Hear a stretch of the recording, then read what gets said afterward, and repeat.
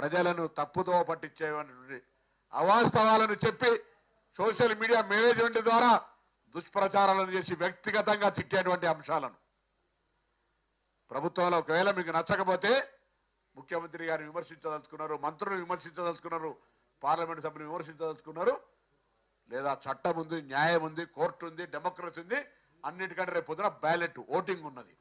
అవి వదిలిపెట్టి కొంతమందిని రెచ్చగొట్టి కుటుంబ సభ్యులతో సహా సంబోధించేటువంటి వ్యాఖ్యలు వాటిని మీరు తీవ్రంగా ప్రచారం చేసేటువంటి అంశం మీద నేను సిటీ పోలీస్ కమిషనర్ గారిని కూడా ఆదేశిస్తా ఉన్నాం.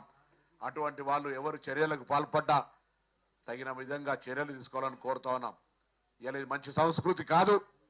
గతంలో అనేక మంది మా వాళ్ళ మీద అటువంటి ఏదైనా ఒక పోస్ట్ క్రియేట్ అయితే ఇళ్లలో అర్ధరాత్రి చేసి అరెస్ట్ చేసి తీసుకొచ్చినారు. ఇలా ఇటువంటి ఆందోళనకరం కలిగించేటువంటి లాంగ్వేజెస్ ఉపయోగించి